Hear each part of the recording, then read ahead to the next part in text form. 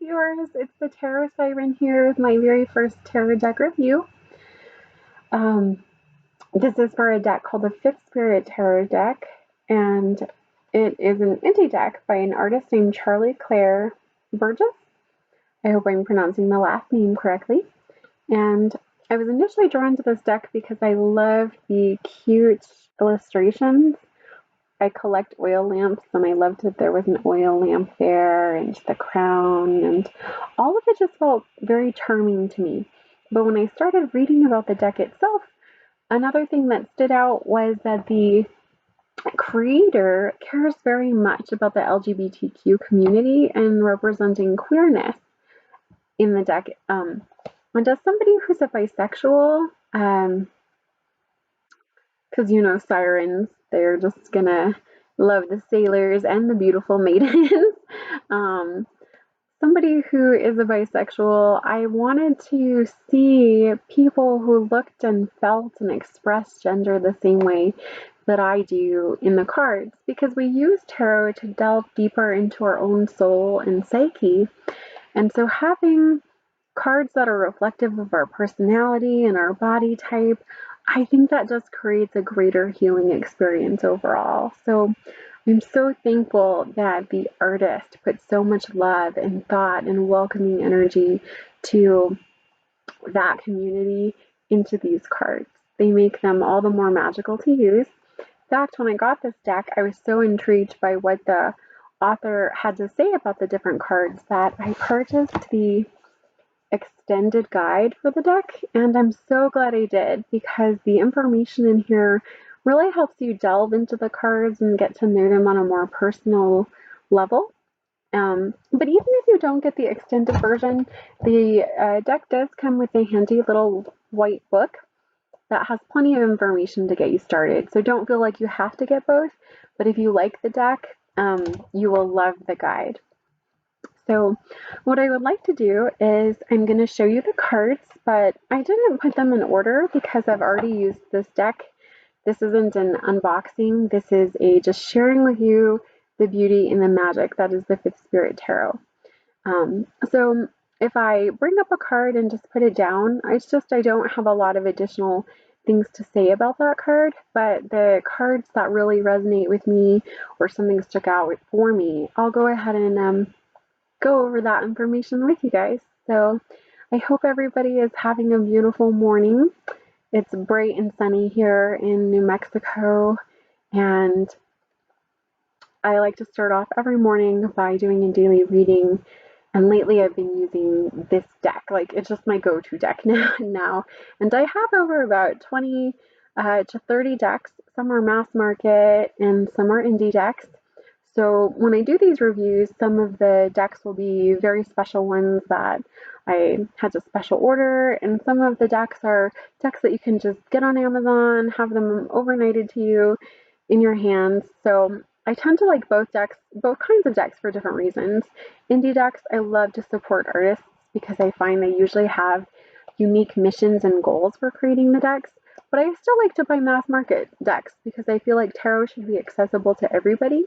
And sometimes you don't always have 60, 70, $50 to spend on a new deck. Sometimes you just want to be able to spend 15 to 20 or sometimes even 10 and get a deck and be able to practice and learn and grow. So I hope you'll dive into the waters with me for this review, and let's begin. So the first card, and sorry, there's a little bit of a glare, and I think the deck might be upside down. So the first card that we have is the Ace of Swords. And one thing I love about the artist's interpretation for the aces is like the hands that are used are not all the same skin tone you usually see in a tarot deck. Like this is a beautiful like caramel color. So different ethnicities and races are also represented in the deck, which I think makes it accessible for more people. This is the World one, and I just love her. She's definitely a thick girl, And not all bodies come in small sizes. I love that the world figure has curves and she's not ashamed. She's come full circle on her spiritual journey. So that's a beautiful depiction of the female body and celebrating it in all its forms. Here we've got our Six of Wands, the celebration card. Here we have the Two of Cups, and I love that one is a fancy cup and the other is just more like a regular old water drinking cup, but those cups are permanently tied together. Their energy is drawn to each other. So this is a good representation of what the Two of Cups means. I like that. We have the Three of Pentacles. Here we have the Page of Cups, and in this little balloon is a fish, and it captures the whimsy of our Page of Cups. Here we have our Nine of Cups. This is the Ace of Pentacles, and I love that it's a beautiful bulb because that is what the Ace of Pentacles is. We're planting new seeds, we're getting new growth, planting a foundation, making something that will hopefully be deeply rooted. So I think that's a beautiful depiction of like what a pentacle could be. Here we have the Three of Cups, and I love the Three of Cups because it reminds me of a tea party, and I love a fancy tea party. You've got your snacks, you're coming together, and I can just imagine a group of friends like sharing a good cup of something delicious and tasty and pouring out their hearts and their souls, like their emotions just flowing freely. And you immediately get that from this card, that coming together to bond that the Three of Cups represents. You have the Seven of Cups, the different choices. The Five of Swords. This is one of my favorite cards in the deck. It's the Nine of Wands, and I always think of the Nine of Wands as like you're taking that last stand, like you can absolutely do no more, but you're still standing, like the last guy at the Alamo defending the fort. And this card makes me think of that saying, like when you have a dark night of the soul, when you just don't think you can get through any more bullshit. I swear a lot. I'm sorry. I'm part mermaid slash sailor. I have to. And um, when you see this beautiful light, it reminds you that times are tough, but that there is always light in darkness. Or like my favorite Latin phrase, lux in tenebris, light in darkness. And that the dawn will come, things will lift, and you just have to keep your eyes centered on that beautiful golden light to get you through it. So this card really resonates with me. Here we have this beautiful magical Feast of Pentacles, um, celebrating and imbibing in all of our decadent things that we like to enjoy. Here's the Ten of Cups, and I love that there's a rainbow, another nod to the LGBTQ community. We've just got the culmination of our wishes and all of the things for that we've worked emotionally. And here's the Five of Pentacles, the Six of Swords. Here's the Five of Wands. Here we are alive. We have life. We are on top, but we do have all of this, you know, or I'm sorry, this is the Seven of Wands. I'm not sure if I said five, but it's the seven. But we have things to contend with. We have people kind of coming for us. So how do we deal with that? How do we process that? Here is the Empress, or I'm sorry, the Emperor card. And why I accidentally said the Empress is because I love the Emperor and the Empress card in this deck, especially because they really talk about how gender is a social construct. So here you have the Emperor, which in the tarot represents boundaries and control and strength and being able to be the one who has power and is in charge. And yet, you see that from the image here, that even though this is very masculine energy, you see transgender, the breast. And so in other tarot cards, usually in the Emperor card, you'll see a small bit of river or water in the card. And that's to let you know that the Emperor, even though he is powerful and about boundaries and taking charge, he also is connected to his feminine emotions. Um, so I like that she really depicted that the artist depicted that in this card. And here's our Mr. Rogers card. I love this, the King of Cups. I just watched that movie. I think it's called A Day in the Neighborhood about Mr. Rogers, starring Tom Hanks. And if you haven't seen it, I recommend it.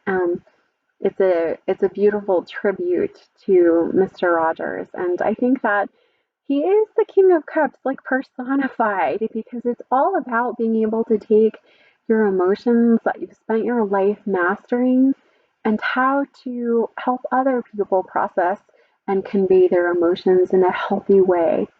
So, what a perfect tribute to the King of Cups and Mr. Rogers. Here we have our Five of Wands and some hornets or wasps, that conflict, that strife. This is also one of my favorite cards. It's the Seven of Swords, which is usually represented by people just like a guy with some swords on his back that he's sneakily carrying away. But in this, we have a beautiful bird who is taking things from humans for her nest. And I like that there's is more nuanced, that it gives us something else to think about. Like, is all that glitters gold? Who really needs those items more? Is there trickery afoot, or is it just a natural part of life to have loss? And yeah, I feel like the imagery on this card really made me think about the meaning of the Seven of Swords a little bit more than you normally would with the typical depiction of it. Here we have our Four of Cups. This is hands down the card that made me purchase the deck initially. Before I got a chance to look at all of the other cards, this was one I had seen online, and it's an anatomical heart, which I'm a huge fan of artwork involving anatomical hearts. Sirens love a heart. And instead of swords, we have needles and thread. And I like that because with the Three of Swords, we know it's about, getting hurt and having to mend the heart. But I like this because it shows us what is sharp can both hurt us and heal us. The needles can hurt, they can pierce the heart, but they can also mend the heart. So this really gets to the meaning of this in the tarot, which is that you have to work on processing your pain and your suffering. You can't just stay stuck in it or wallow in it, or that wound will fester. So I just felt like this was such a beautiful depiction of that. Here we have our Eight of Wands. We have our Queen of Pentacles.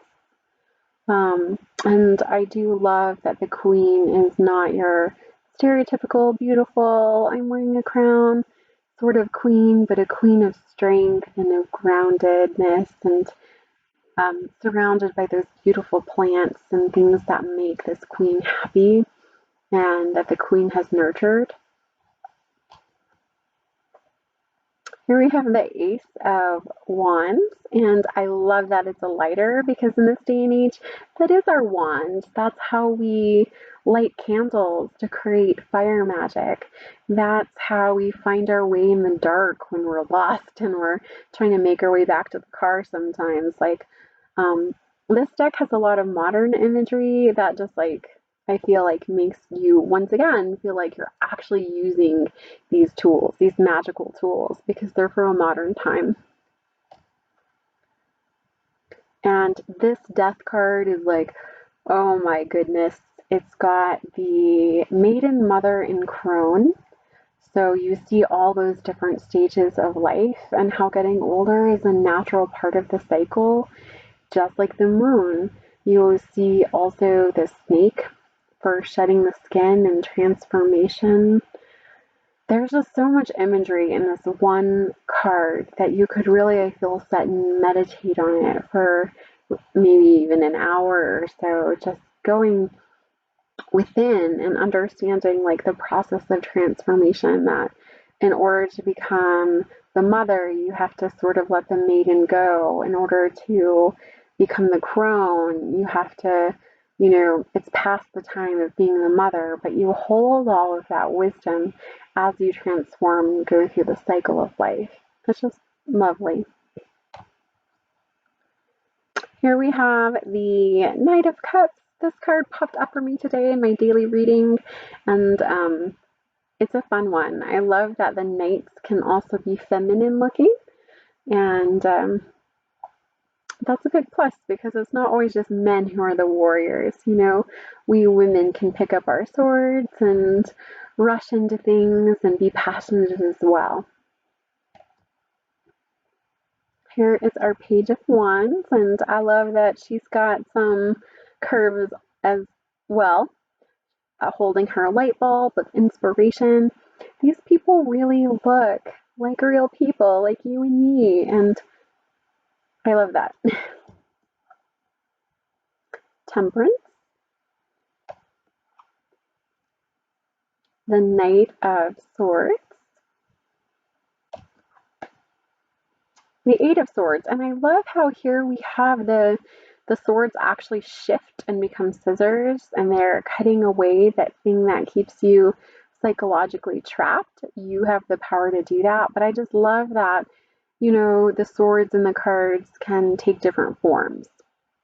It's not always just like a sword in every single image of that suit.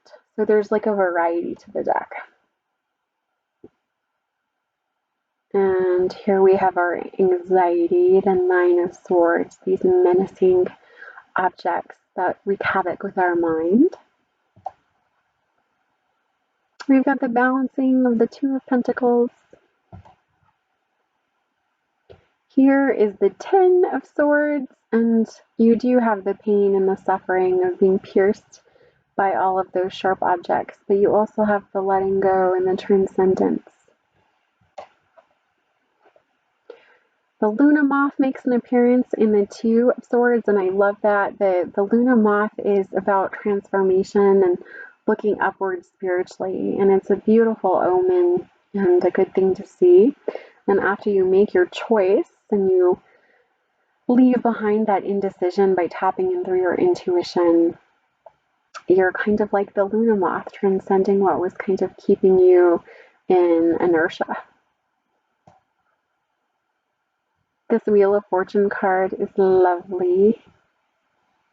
I like the nautical, like it looks like a captain's wheel, and I'm all about that nautical life.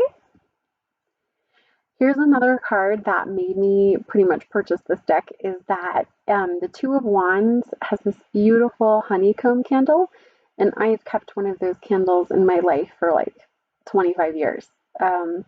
It's covered in glitter, and there's just something so homey. You feel safe within these cards. Like, what I like to do is actually meditate on the images sometimes, because you can really pour yourself into the card as if you were in that space. Here's the Queen of Swords. Here's the High Priestess, and I love that she's all tatted up. I have my mermaid tattoos. It's kind of hard to see, but I definitely have a lot of tattoos, and so it resonates with me that the keeper of secrets and mystery is also somebody who keeps these lessons inscribed on her body. I adore that. The Page of Pentacles. Strength, which is another one of my favorite cards in the tarot.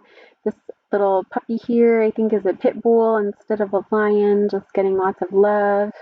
And it takes strength. It takes strength to be the person in this card.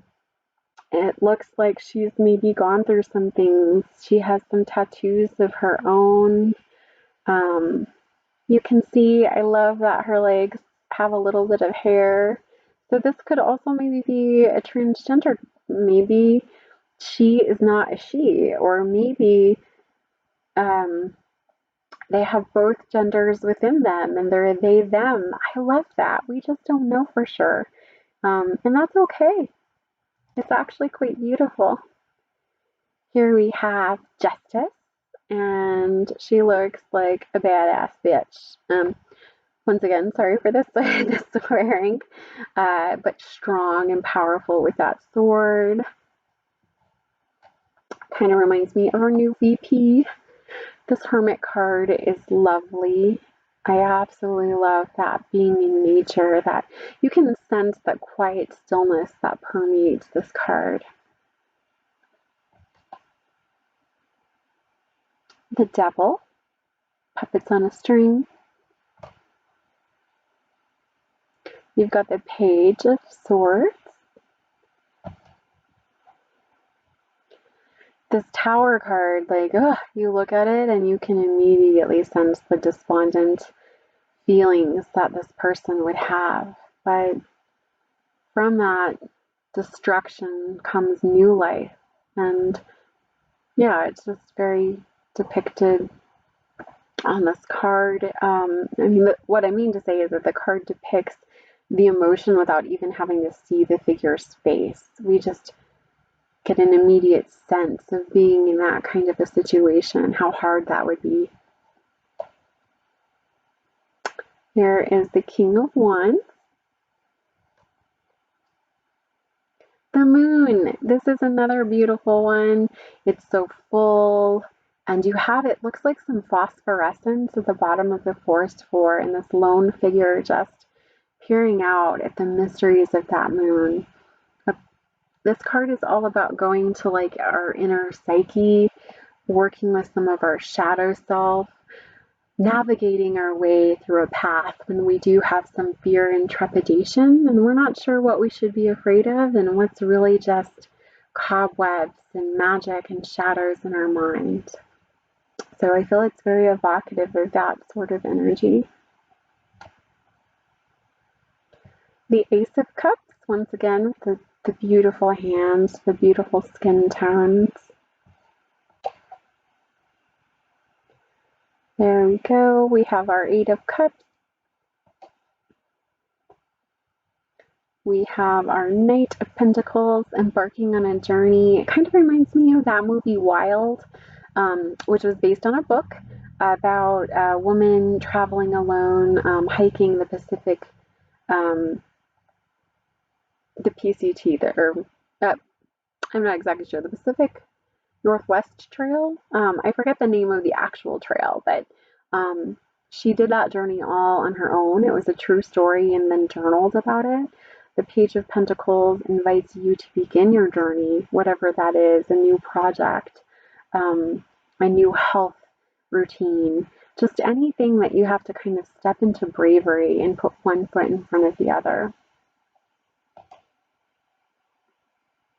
Here we have the Four of Swords. So we have a cicada deep within the earth, resting so that it can one day take flight again.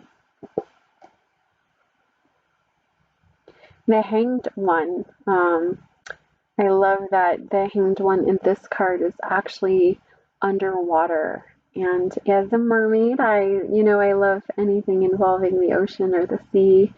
So that's a good nod to the waters, that we have to sometimes gain perspective of our emotions and our thoughts. Here we have our Queen of Cups, and she is perfect. She's one of us. She's a tarot reader.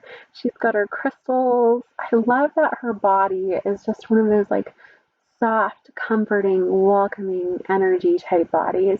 You just, when you're around people who kind of give off this energy, you do want to share your secrets with them, sort of like the Oracle in the Matrix. She looks a little bit like that too, which I think is neat.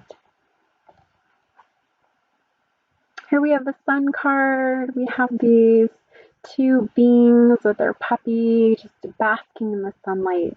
And I love that because it's just about everything going right. And when you have a day with your loved one and having a picnic, that is when you feel like everything in the world is right. And I love that the sun is kind of a personification of love pouring down on these people here.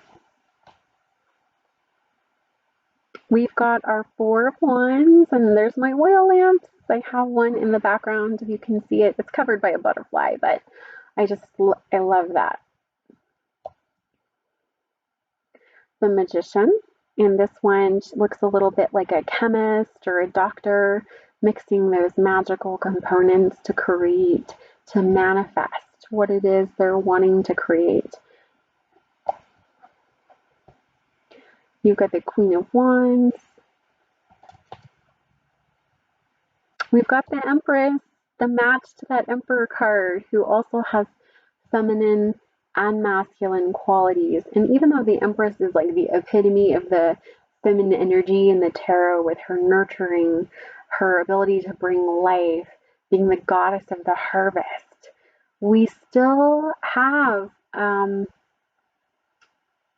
kind of a little bit more of a masculinity in this card than we would normally see. And why that's important, I think, is because that energy is also what gives the Empress the ability to do what she needs to do to give form to these creations. So even men can fully embody the beauty and the power that is the Empress. We have those elements in each of us. Both men and women have elements of the Emperor and the Empress within them, and it's nice to be seeing that on our card so clearly. All right, we've got the Seven of Pentacles. We have our Judgment card. The Ten of Pentacles, which is this little beautiful cottagey looking home in the woods. And this is my idea of what I kind of want the end of life to look like. When you're at that culmination of all the things that you worked hard for and planted roots. I think it's a beautiful that it's like a getaway. Instead of having a big fancy mansion that's depicted in kind of some tarot cards, I like that this is just a beautiful, quaint, safe sanctuary. Here's our Fool.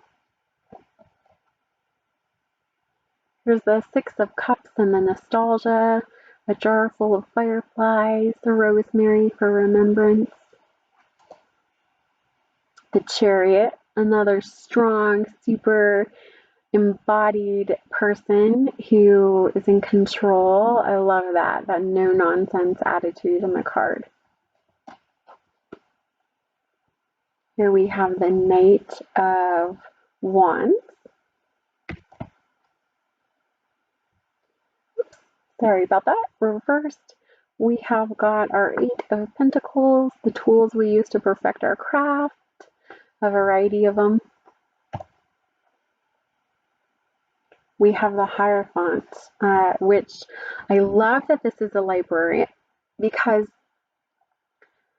who else is the keeper of knowledge that we can have access to, but sometimes need help knowing where to go? You can be overwhelmed when you go to a library because there is so much information and so much wisdom, but the librarian has the best way and the fastest way for you to tap into that knowledge. So rather than kind of bog this card down in like with old religious figures that may or may not resonate with you, we can almost all understand and relate to how books contain knowledge and the answers that we seek, and that there's an authority figure that can help us navigate those answers. And we are almost done, just a few cards left. Here is the King of Swords, using the voice and thoughts and power to maybe protest. This feels like a protest card, which what a great use for our sword, right? Here's the Three of Wands. I live in New Mexico where we have the balloon fiesta, and so this like totally was my vibe with the beautiful hot air balloons. Here we have our Five of Cups. This is the Four of Pentacles, and I've never seen this card depicted this way. Like these roots are holding on to like old things that have come, you know, below the earth. And it's about knowing when to let go and knowing when to hold things close. So I thought that was a very clever take on the card. And once again, that's why this is a really great deck, is because it sort of helps you interpret things in a way that maybe you wouldn't with just your kind of standard clone. And here we have the Six of Pentacles, and these will forever make me think of Bernie Sanders mittens now after the inauguration. So that balance of learning how to be generous and also learning how to receive.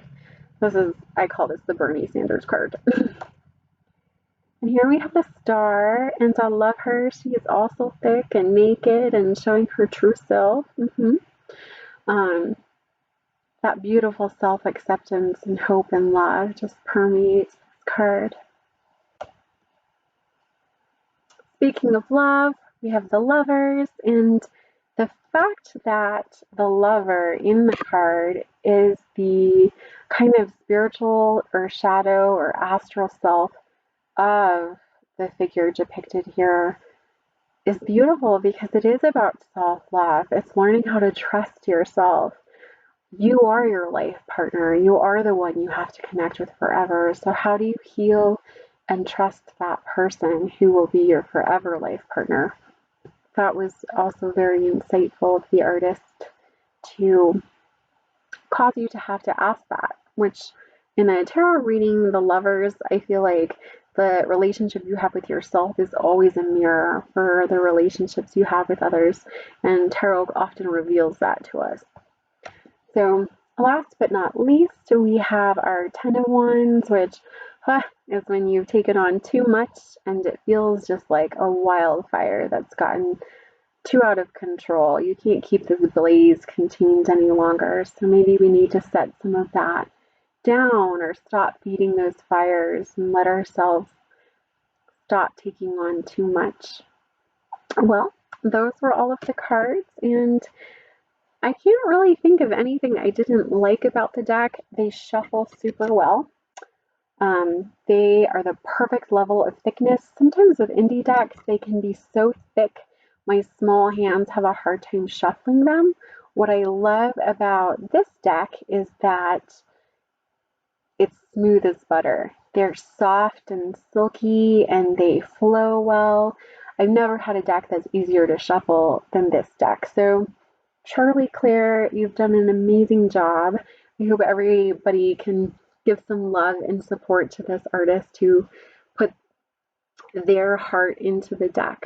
And thank you for staying for the video. I would really love you to subscribe to my channel, expect more deck reviews, more tarot insights. Let's jump into the ocean of tarot together and learn how to swim. Thank you. And if you want to leave any comments or feedback in the comment section, I would, love to read what you have to say. And just thank you so much for your time and energy. Have a beautiful week.